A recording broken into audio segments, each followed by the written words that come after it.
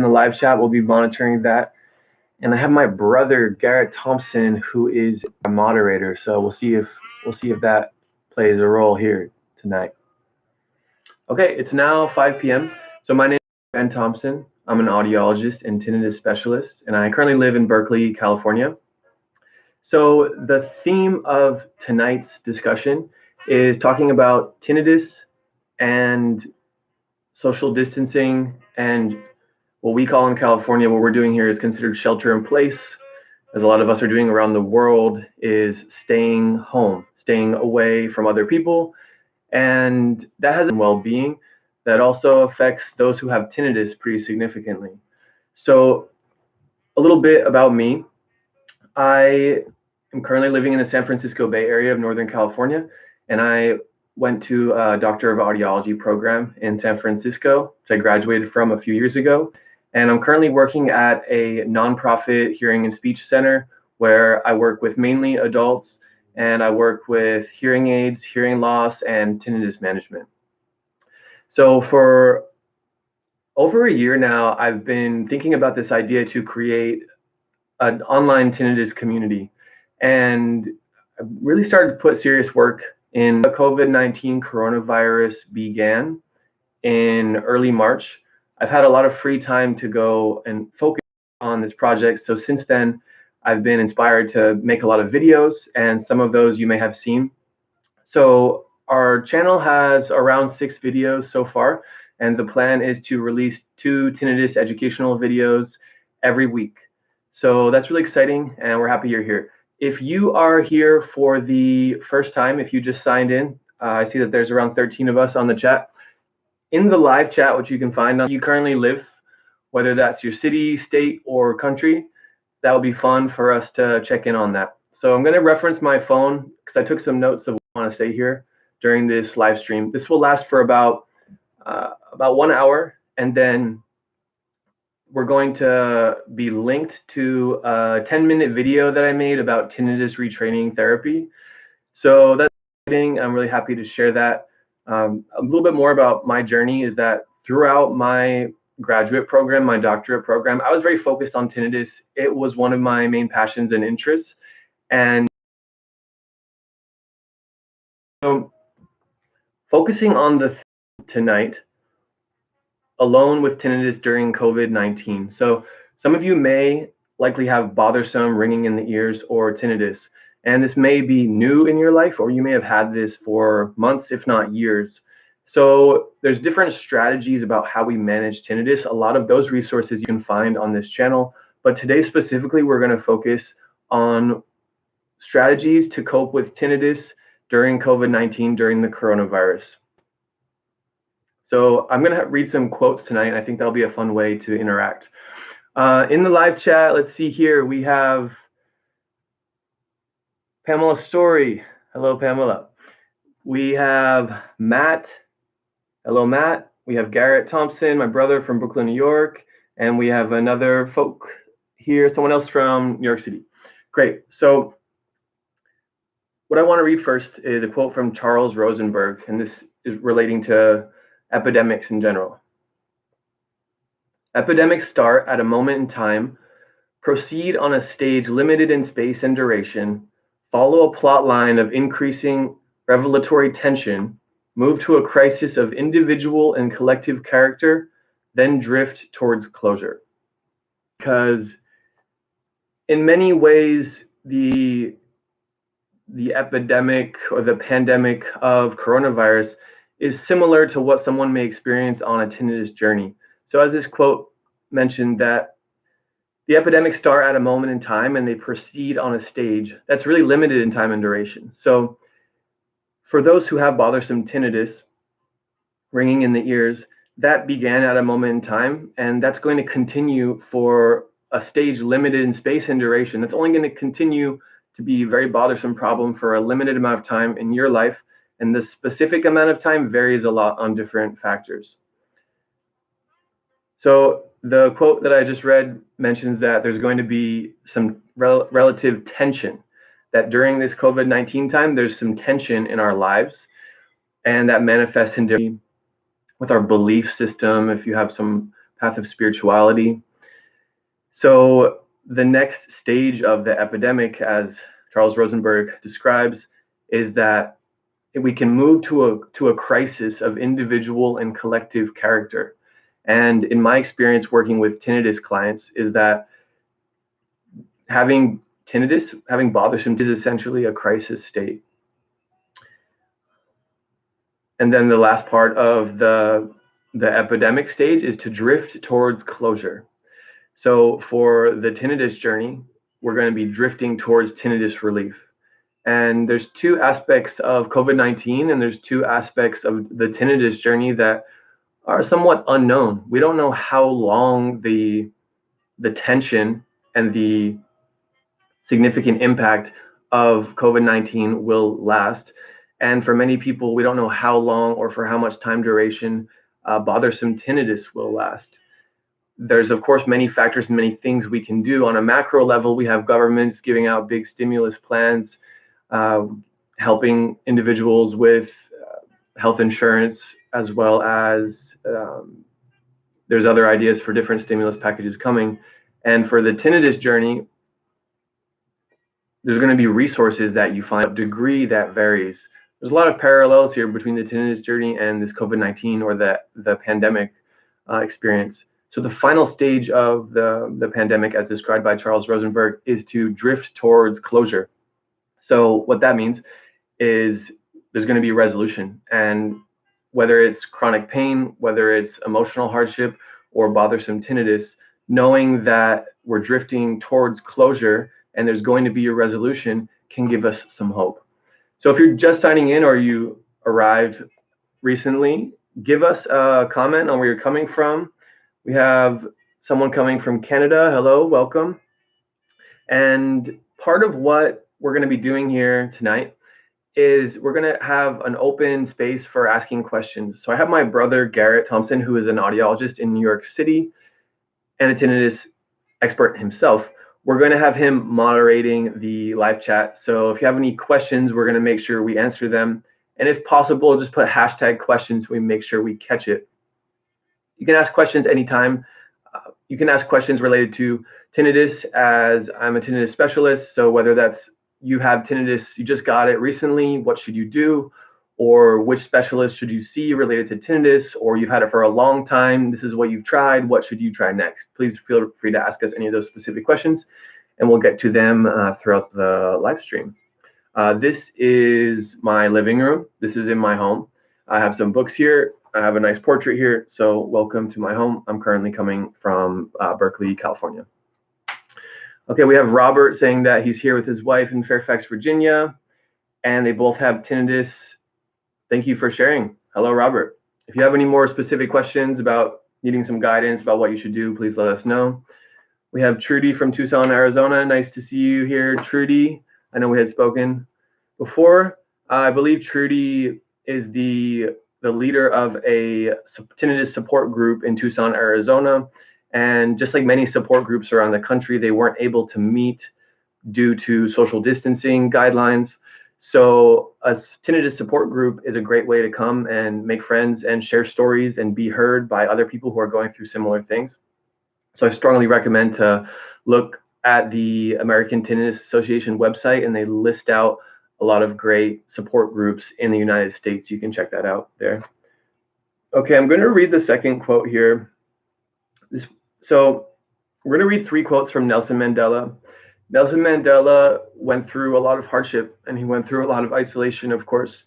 And this quote reads, "I learned that courage was not the absence of fear, but the triumph over it. The brave man is not he who does not feel afraid, but he who conquers that fear."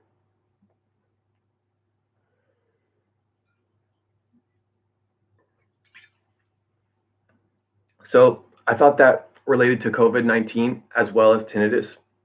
So for the whole global population right now, there's a lot of fear.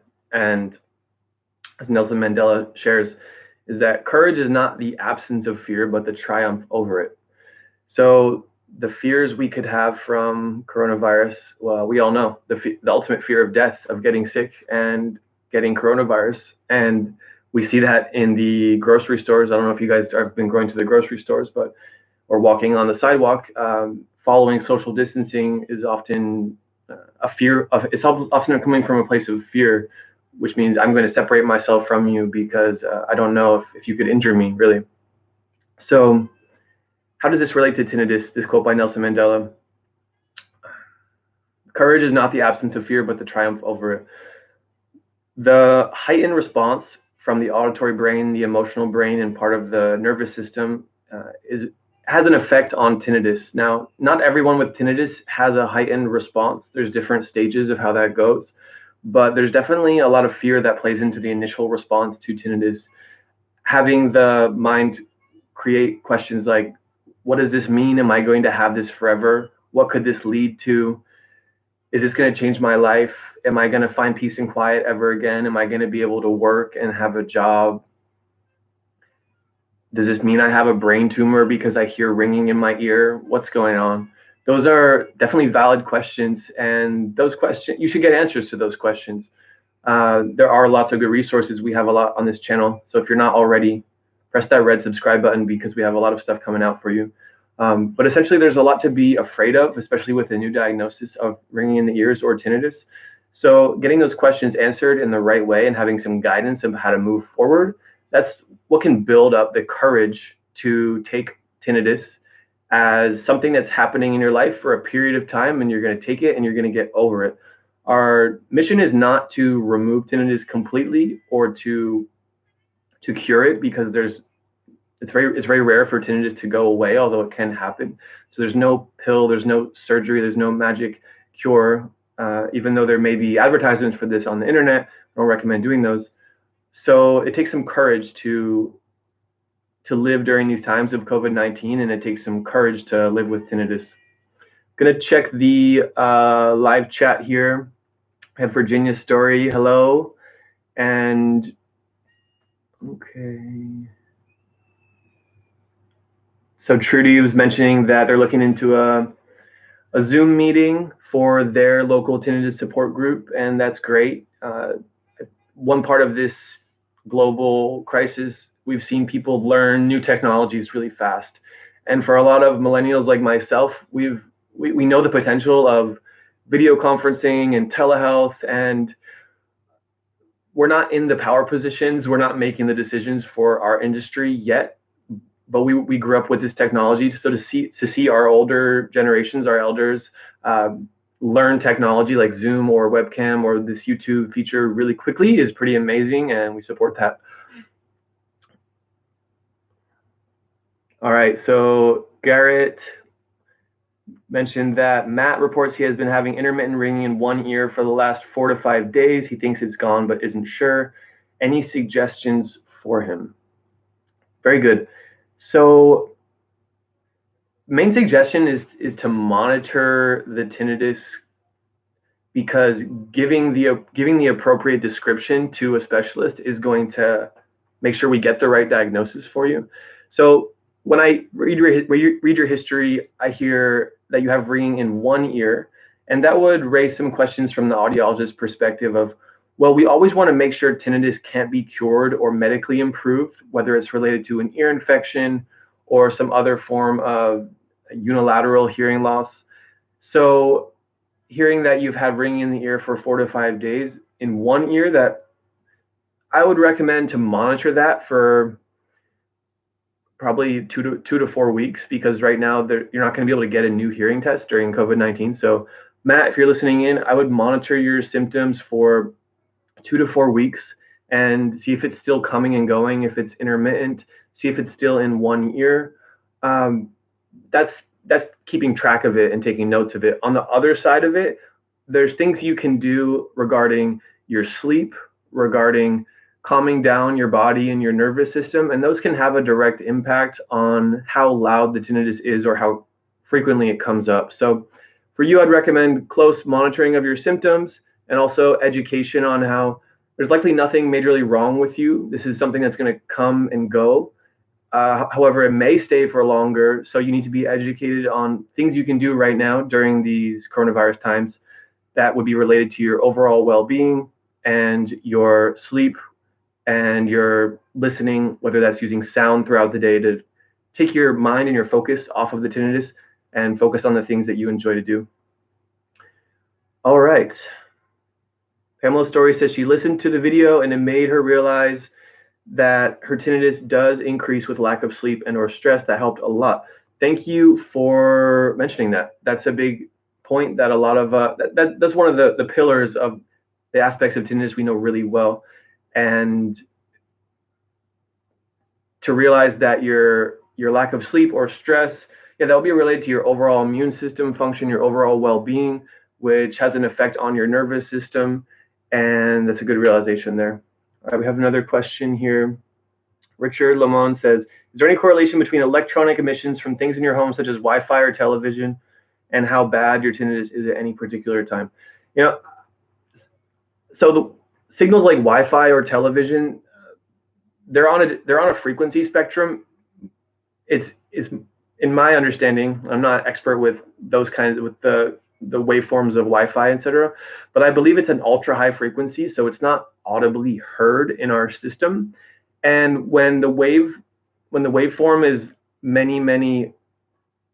a lot of frequency or pitch higher than what we can hear, the waveform is very short, and usually that means if it's coming towards our body, first of all, the ear's not going to process it, so we won't hear it. It won't cause any more hearing damage in that regard. Through the outer membrane of skin, it just bounces off. So there's definitely some progressive research into looking at 5G radiation of cell phones and different kind of Wi-Fi signals, but I don't have I haven't seen a specific correlation that the research has shown between electronic signals and an effect on your tinnitus. But good question, and that's something that I may make a video on later. Virginia's story says, Dr. Ben, would journaling your symptoms help? Yes and no. Hyper focusing on the symptoms can make the tinnitus a bigger part of your concentration. And when we hyper focus on something that we don't want in our lives, oftentimes that can make it more and more on the front of our mind. But on the other side of things, journaling about recognizing and noting your emotional reactions to the tinnitus and how you're feeling from it, that could be a therapeutic process that would be similar to talk therapy or working with someone who knows a bit about tinnitus, where you can record your thoughts, you can record your reactions, and that would be beneficial. Also, that was mentioned earlier with Matt, just recording what exactly is happening. If you end up working with a tinnitus specialist or an audiologist or an ENT doctor, having detailed notes would only help the diagnosis. Okay, Newport says, do you think it's unhealthy to wear earbuds and listen to something as you go to sleep? If you use a timer so you don't listen to audio all night. That would be considered a form of sound therapy, and I support that. Anytime you're considering doing that, though there are definitely times where people have hard nights that are harder than others, and using some form of calming sound can get us out of our mind and into our body and relax to enter that space of sleep. So I definitely recommend trying that if it works for you. Wearing earbuds and sleeping, I've tried it. Some people can do it, but having something pressing on your ears sometimes hurts. There are other devices where you can have a white noise machine or a little speaker that's designed to play soft nature sounds in your room. That can be helpful if you sleep with a partner in the same bed, that only you will be able to hear the sound coming from the pillow and it won't affect your partner. So that's something to consider.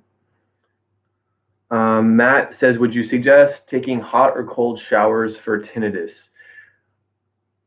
I would suggest taking cold showers. It's not a research proven method to get your tinnitus in check, but it definitely, I was actually talking about this with my friend today, and she's a nutritionist, and we're talking about how cold showers, they do waken up the nervous system and they send fresh blood to parts of the extremities, and that can be a way to get us out of our head and into our body. So cold showers, they can provide that awakening feeling to the body. The hot shower might be useful an hour or two before bed because it can relax us and get us in a very calm state to help us go to sleep. Okay, Garrett Thompson here says, as it relates to Robert and his wife, any words of advice for an adult in their 60s who's developing some ringing in the ears, some tinnitus? Great question. And what my brother here, Garrett, Dr. Thompson, who's an audiologist in New York City, is referencing is that hearing damage can be a slowly progressive condition. And oftentimes the first symptom is some ringing in the ears. So we call that tinnitus. And 80% of people with tinnitus have some degree of hearing loss. What that means is that it's a good idea to get a hearing test to get some more data so we can make the best decision as a medical group, as a medical team, and you guys as a family as to what you want to do. Or most insurances. So getting a hearing test is often a good step. And then in terms of managing the tinnitus, if it's come into your life relatively early, there's a lot of techniques we have through different videos on our channel, and it's a good segue because recently I finished a 10-page ebook which is called The Ultimate Guide to Tinnitus Relief: 7 Strategies to Control Your Tinnitus, and that's designed as a free resource to give folks like Robert, who is describing that some ringing in the ears came about in the last, actually don't remember, I don't know if he mentioned exactly when it came about, but anyways, whether you've had tinnitus for a short amount of time or you've had it for months to years, it's in your best interest to consider all of the most proven strategies to take control of your tinnitus. And if you can follow those systematically, you'll find some that work well for you and others that don't. So I do recommend trying that out. There's some of you who will go through all of those strategies and see some benefit, but you're still looking for more. And that would be a good time to work with a tinnitus specialist or a therapist who can create a specific guide and work with you to reach some important goals about improving your quality of life and ultimately giving you some relief over your tinnitus. So I'm going to take a little water break here, talking pretty fast, and then I'm going to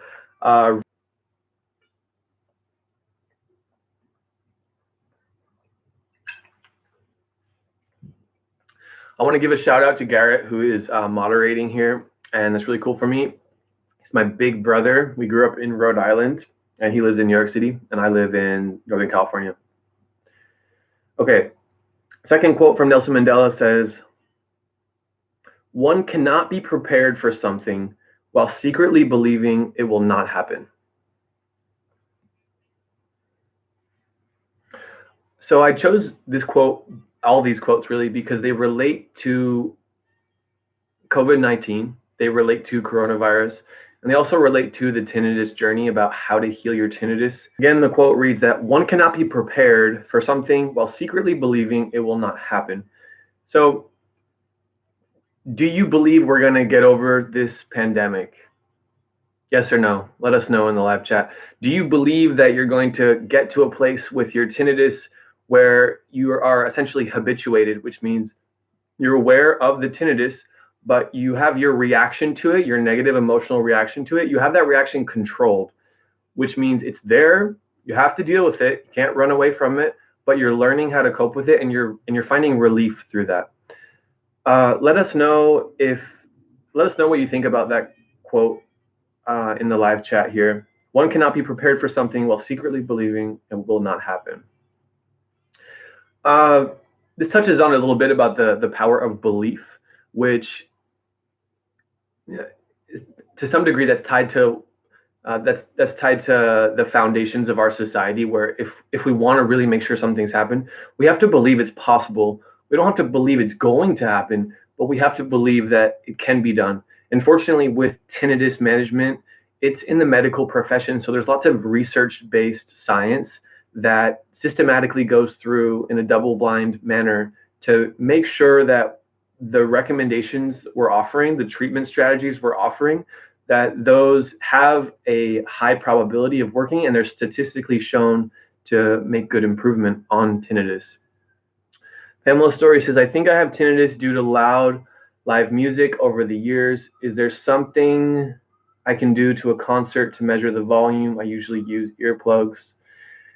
Very good. So I made a video on this. It should be released in a few weeks, but essentially it describes how we measure hearing in decibels. And yes, Pamela, there there are apps on your phone where you can measure hearing in decibels, and typically any sound 80 decibels or below is not going to cause damage to your hearing.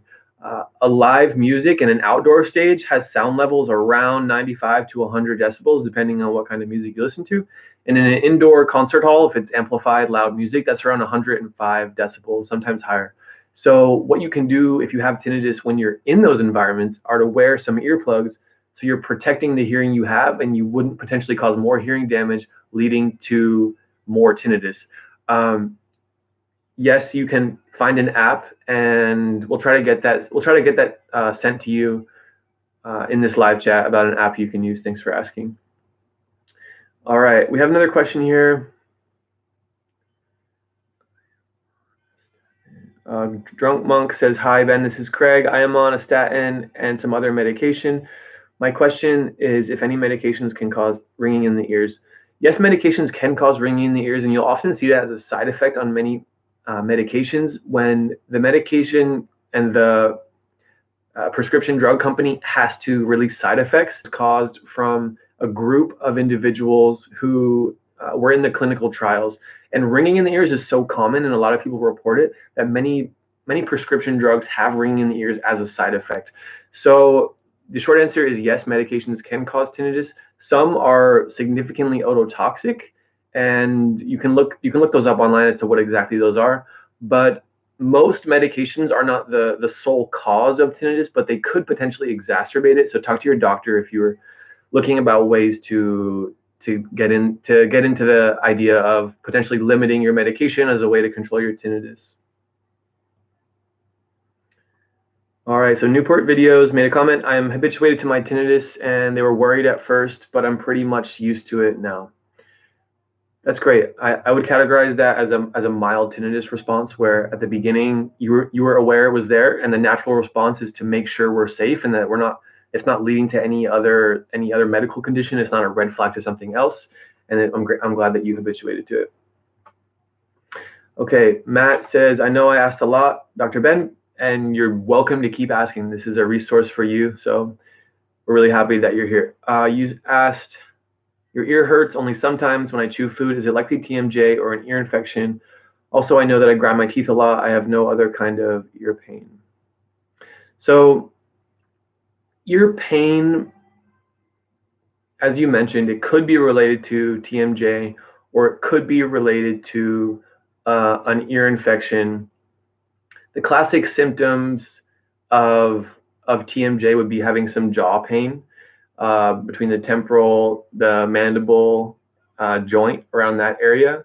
And that can be related to tinnitus. There's some nerve pathways that can connect from the ear to the jaw, which that also can be related to chewing food. So that may be one avenue. And we'll try to get some more resources about TMJ. I'm not going to go too into that right now. It could be related to ear pain, could be related to an early stage ear infection, especially if it's deep in your ear, and also if you've noticed that you maybe been feeling sick or had a fever or some kind of congestion that could be related to an ear infection. So unless your pain starts to become significant, at this time during coronavirus, where all the medical offices are just taking new patients that are essential, which would mean a significant problem or related to COVID-19. So Matt, I would monitor those symptoms, and you can reach out to us. You can contact me through my email if you have more questions on that. But thanks for asking. Okay, how's everyone doing? We're halfway through the launch. This is the launch party, and we're in my living room where I might normally have a party, but we're not allowed to have parties right now. We're hoping that the data and the research shows that we can gather in groups pretty soon, because I personally love to get together with friends, play music, do different kinds of dance. So we're hoping that social distancing and coronavirus improve over time, just as we're doing our best to make sure that we find relief to our tinnitus and that we get control back over time. So the next quote from Nelson Mandela, who, if anyone didn't know, Nelson Mandela was a leader in the apartheid movement and was in prison for many years in South Africa. So the reason I'm using some of his quotes is because prison is in some ways the ultimate isolation and acceptance process.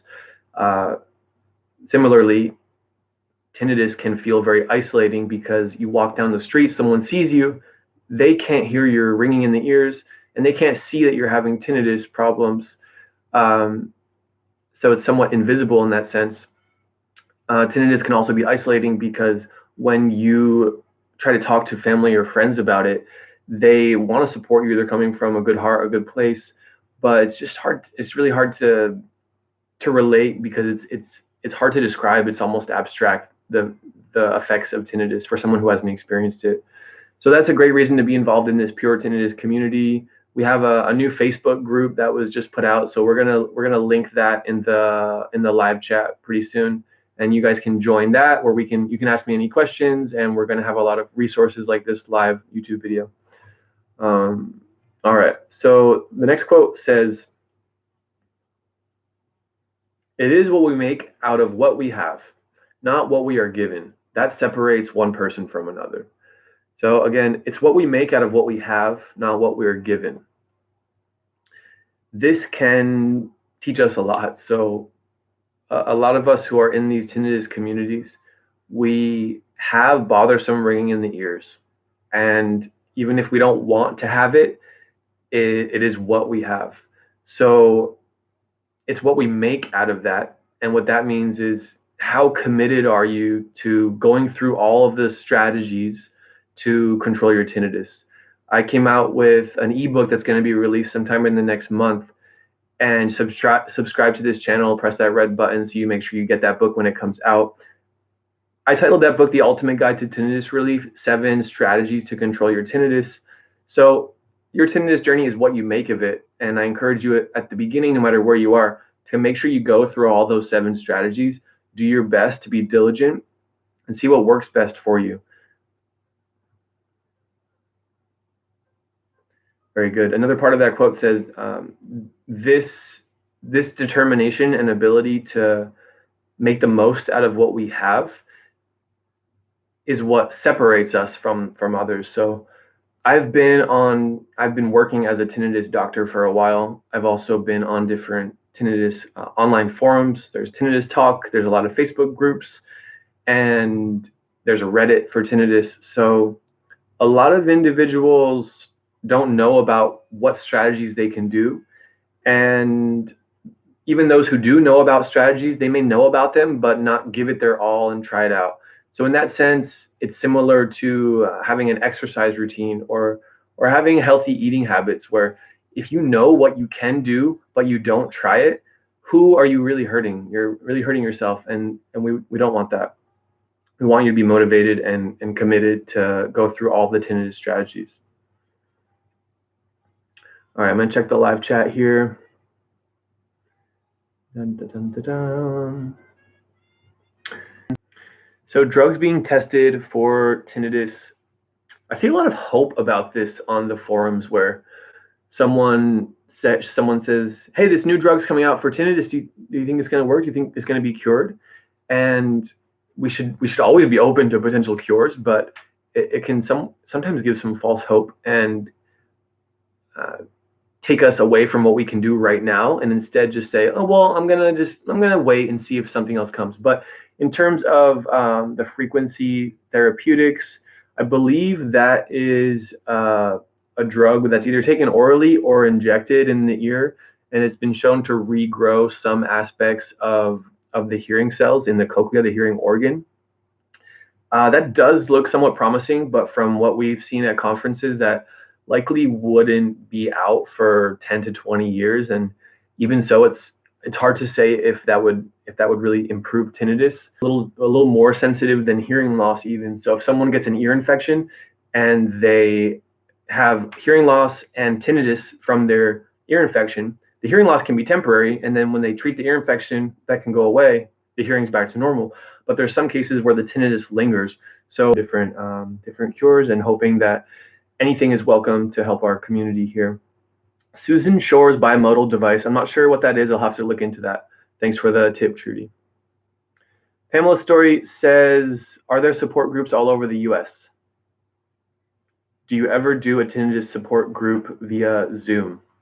There are tinnitus support groups in the US. There are a lot of them, actually. I reached out to them to invite them to this event because I wanted to give some sense of community for individuals who have bothersome tinnitus who aren't able to go to their local support group.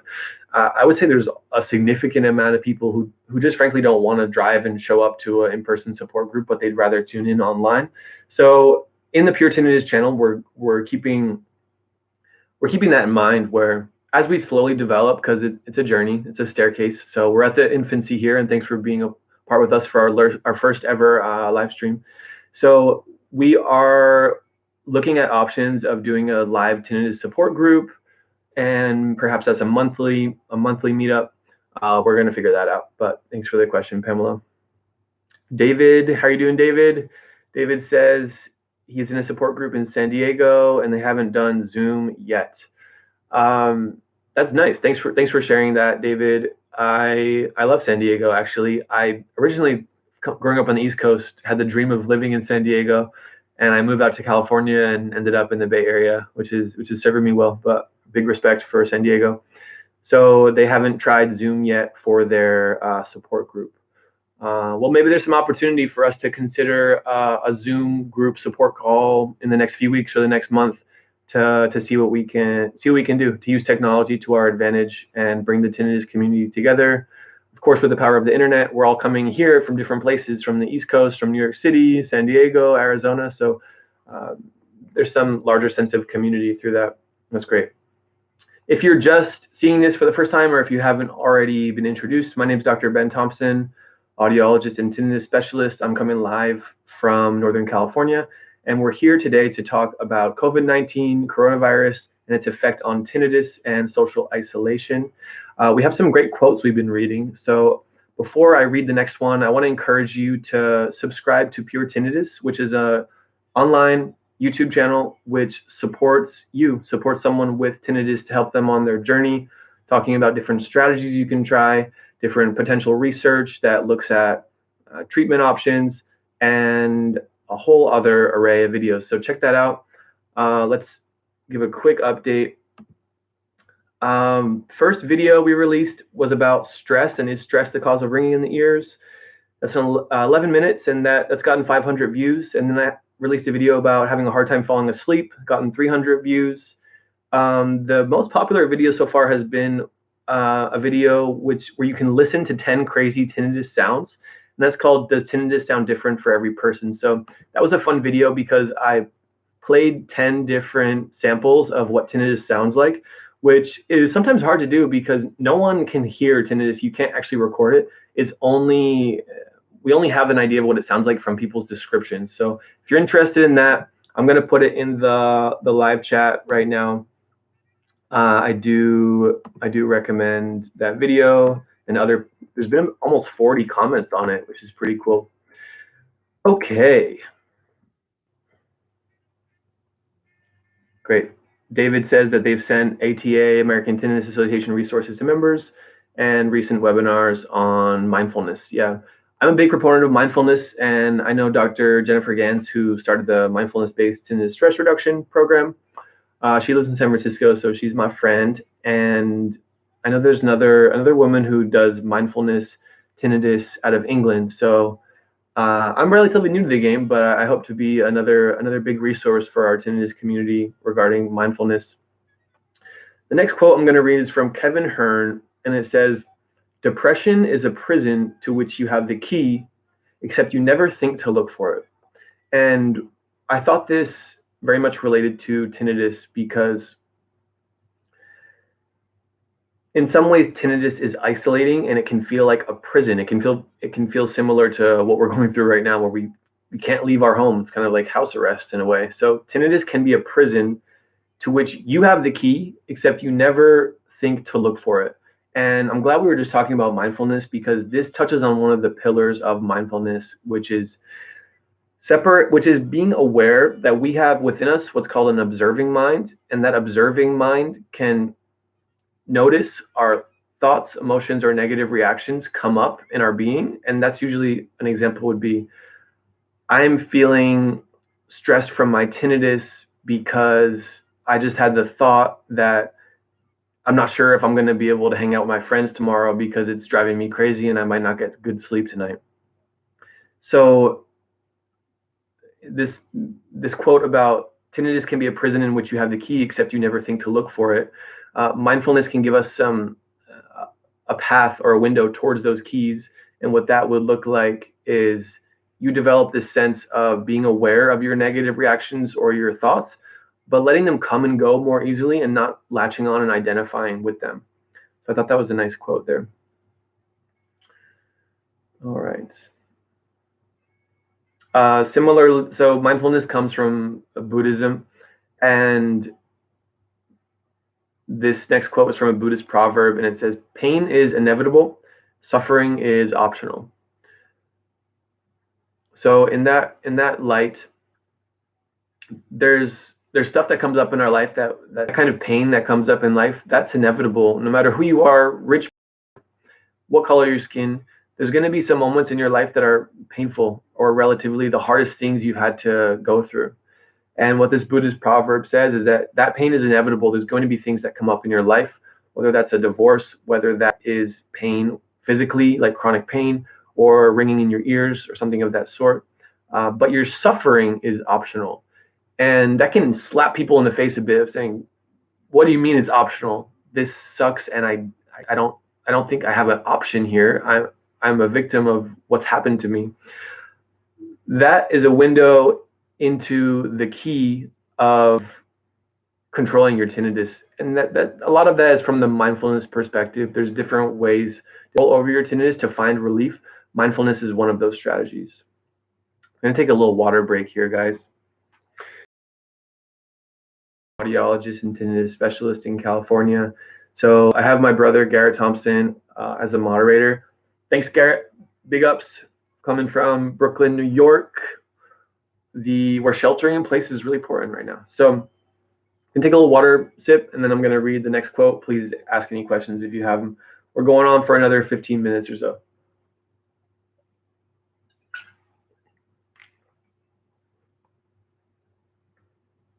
Okay, these next quotes come from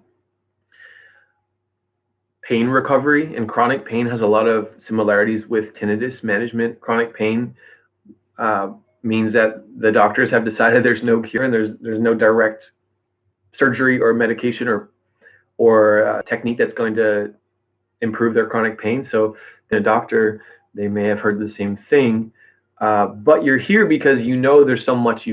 So that's why I created Pure Tinnitus, and we're going to dive into all those strategies of what you can do on our channel, which you can find all of our videos. You can press the red subscribe button. You can check it out after this video.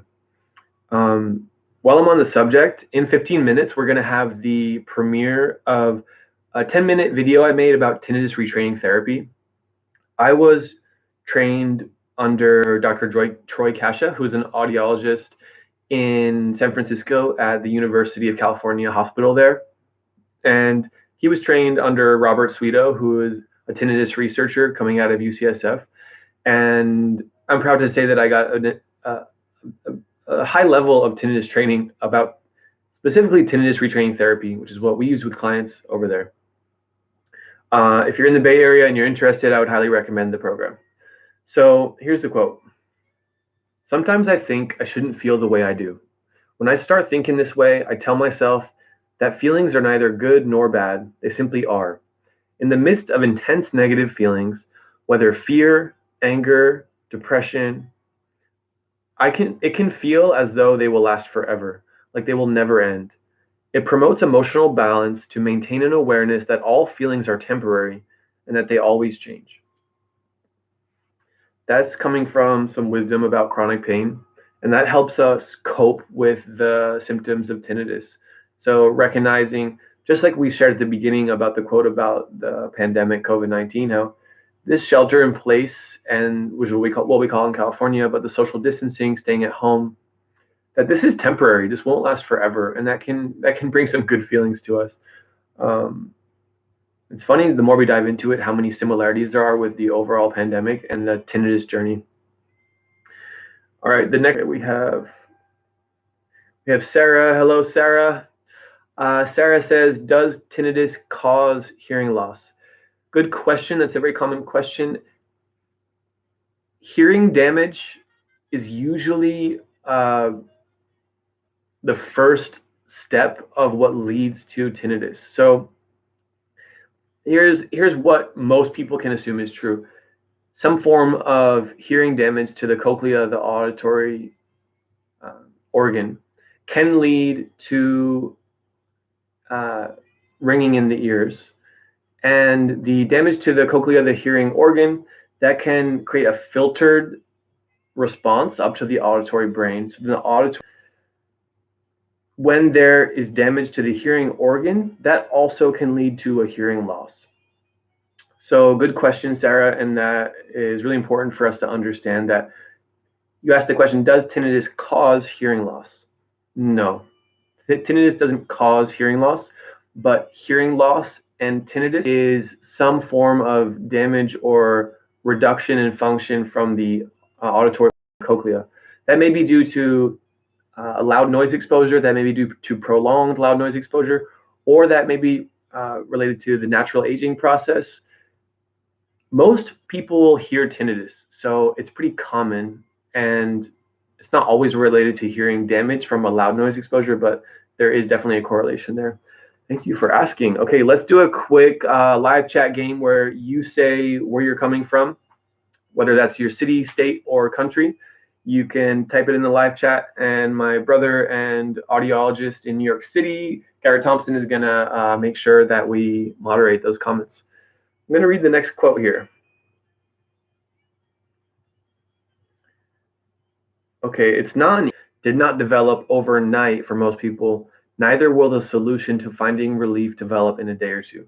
So this is wisdom from chronic pain. Most people who have tinnitus, it didn't happen right away. For some, it can. But for most people, it was a gradual process, and then it got so intense that it became bothersome in their life. So this quote gives us some wisdom, saying that it's not easy to face that reality. But just as your tinnitus may have not developed overnight, neither will the solution to finding relief develop in a day or two. What's important to know here is that there are some proven strategies that you need to try to find tinnitus relief. And I wrote an ebook about that, which is going to come out in the next month. You can find that information on my channel once it's released. So make sure you're subscribed if you're not already. And thanks for being here. We have Ben Hammer, who's asking or remarking that they have a large regular fluctuation from 500 hertz to 4,000 on a weekly basis. It's a good question. So why does tinnitus fluctuate? The source of that fluctuation, I think, is related to somewhat of our natural auditory homeostasis, or the auditory system having some ebbs and flows. And that may be related to other global systems in your body, that may be related to your cardiovascular system or your nervous system. In terms of being a tinnitus doctor and clinically, what's the significance of the pitch of tinnitus fluctuating? Garrett, please mention if you've heard something in your training, but in my training, we don't consider that a relative criteria to diagnose any specific treatment, and it's not a red flag for some treatable medical condition or something like that. But it's not uncommon, and we have heard that the pitch of tinnitus can fluctuate. On that, Ben Hammer. He's saying that the fluctuation was actually in perceived loudness, I presume. And changes in tinnitus come from a few things. So first, that our stress levels, which are related to our limbic system, the emotional brain center, as well as our autonomic nervous system, which regulates our physiological body. So if you're asking why does my tinnitus fluctuate, I would say some avenues for you to look into and track for yourself, some strategies would be healthy sleep habits to make sure that you're consistently getting good sleep. Building a routine yourself. If you have a morning practice, like getting some exercise or eating healthy food, waking up early, or going to bed at a certain time in the night, or taking a morning shower or something like this, developing some kind of daily schedule, you might see some changes with this fluctuation of your tinnitus if you're following the proven strategies to find relief. Follow those, keep a daily schedule, and you may see these fluctuations start to level out or get smaller. But thanks for asking. Okay. David asked the questions, do you have any guided meditation that you recommend? I definitely do, and it's funny you ask because I meditate every day, and I have for the last 3 years, and it's totally changed my life, and I highly recommend it. You can see there's a singing bowl on the bookshelf here.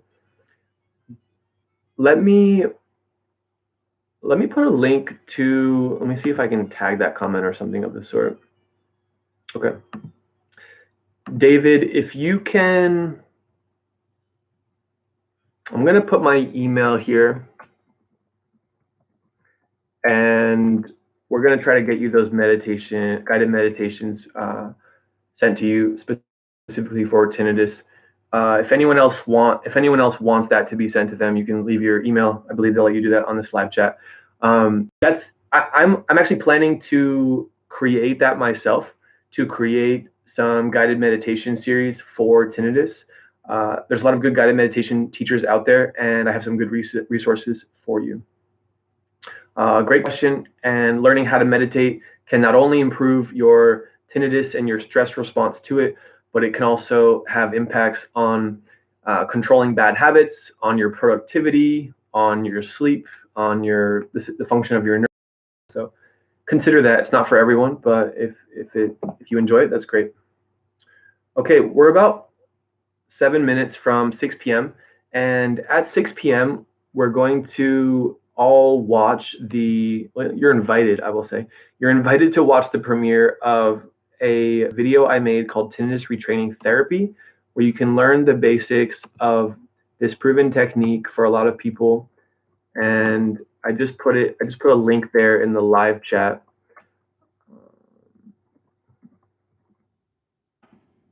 So check that out, put that on your tab, and we're all going to watch it at 6 p.m.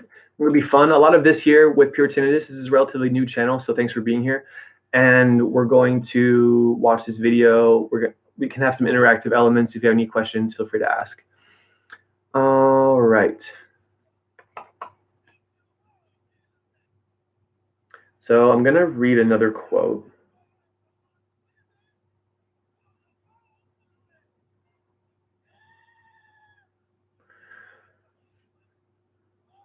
Okay. So there's a lot of similarities between chronic pain, whatever you want to call it. So this quote says, since chronic pain has no single cause or enabling feature, treatment methods are extremely varied. If something works, it will work again if you keep at it. Practice will enhance the benefits. So I thought this was relevant to our community here with tinnitus because oftentimes tinnitus has no specific treatable cause, and the treatment methods are varied. So that's why I created a book called The Ultimate Guide for Tinnitus Relief, 7 Strategies to Control Your Tinnitus, because I spell out the 7 strategies that I recommend trying in order to get your tinnitus under control. That book is going to be released sometime in the next month, so make sure you're subscribed to this channel if you're not, to check it out. The quote mentions that if you find something that works out of those strategies, then I want you to keep at it. Practice will enhance the benefits most often. So let's see if I can rattle the names of the 7 strategies off the top of my head. First, we have sound therapy. Second, we have hearing devices, hearing aids. Third, we have sleep habits. Fourth, we have mindfulness. Fifth, we have meditation. Sixth, we have diet and exercise. And finally, number 7 is support groups, whether online or in person.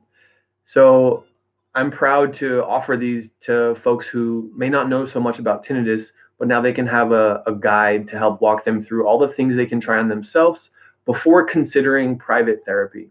Because if you've tried most of those things and you're still looking for improvements, you're still looking for some specific guidance, then working with a tinnitus therapist like myself, whether that's online or in person, would probably be a good idea. Okay, so Ben Hammer Perez says, is total masking, is it related to slow habituation? What's my opinion on that? Habituation happens when the heightened response from the nervous system as well as the emotional centers of the brain have been reduced.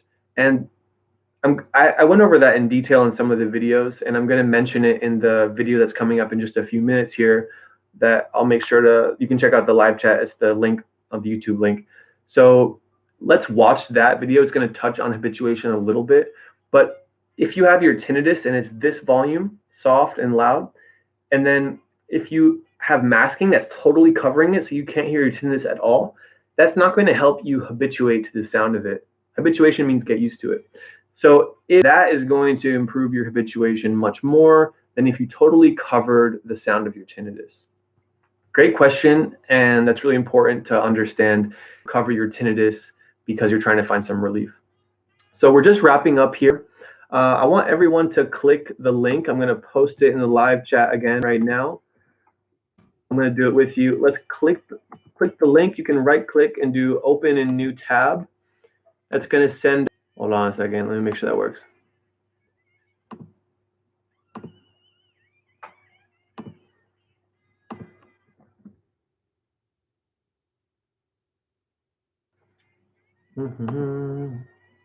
Okay, so there's on my channel, Pure Tinnitus, there's going to be this video being released right now, and we're going to watch the intro, the basics of tinnitus retraining therapy, which was trained to me at a major hospital in San Francisco, California. And I'm going to teach you what I teach my patients in the first 15 minutes of the appointment. So make sure you check that out. And this was a great live stream. This was a great experiment. Thank you guys for coming. Make sure to be safe. Give this video a thumbs up. Press that red subscribe button if you haven't already. It does make a big difference. And we're really excited you're here as a part of this community. You can find us on Facebook. We have our own website. But most importantly, watch this tinnitus retraining video, and we hope to hear from you really soon. Thanks everyone for coming on, and we'll be in touch. Take care, be safe, and stay healthy.